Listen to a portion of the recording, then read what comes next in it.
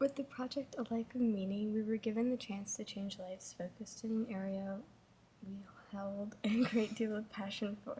This opportunity sparked the idea we formed.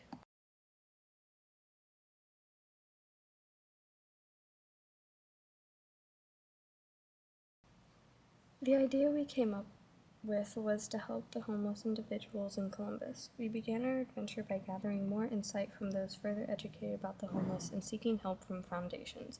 We wanted to collect donations of specific items and place them in backpacks and give them to the shelter.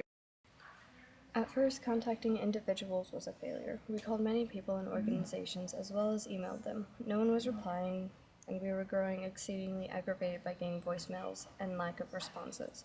Continuing to try harder, we refused to give up. Every beginning has its difficulties.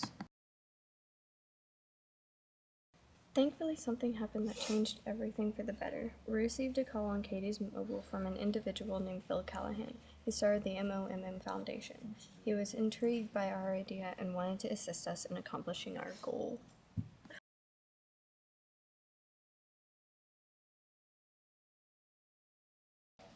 We set up a time to meet with Phil to converse more and have a tour of Columbus to see places the homeless reside and where many kinds of shelters are located. Phil called this tour Living on the Land.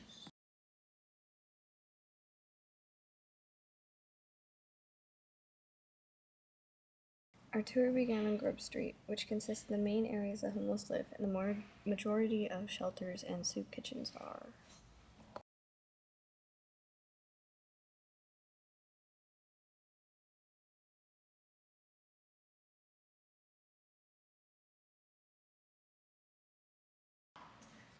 There's many shelters located on Broad and Grub Street. This is Dowd Center, which is one of the many shelters that Phil helps out at.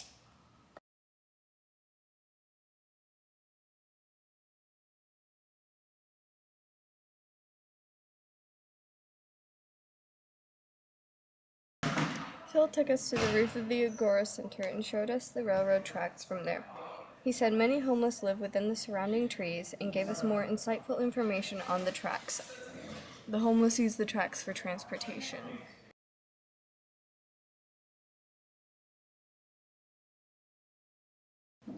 This is one of the many places Phil took us during our tour.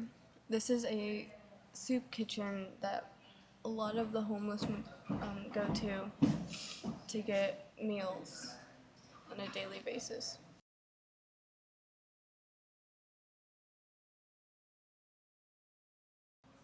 This is an alleyway that leads behind the Agora.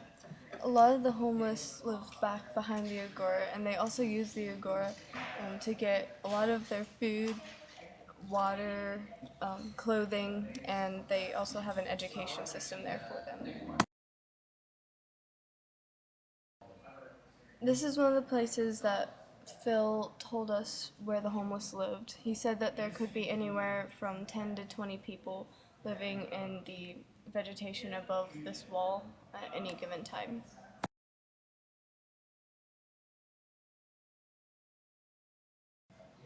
We took all the information we got from either Phil or other websites, and we decided to make our own website for our own cause and see if anyone could help us out by donating.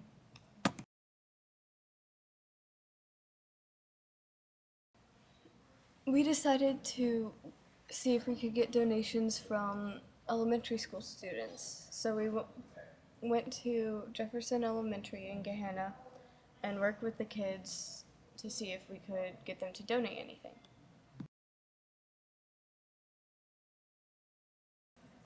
We used all the information we had, and we made an information sheet for the parents in case they had any questions that had a list of items that we needed and any contact information they would ask for.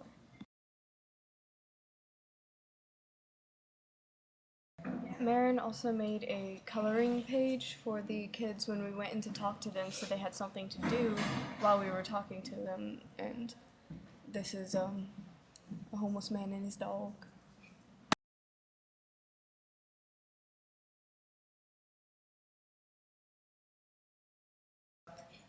This is a mock bag that we made to show the kids when we went in to talk to them.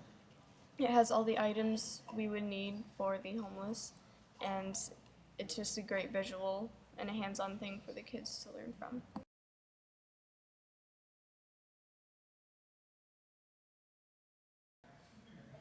This is just me filling the mock bag with the items, getting ready to go to see the kids at Jefferson.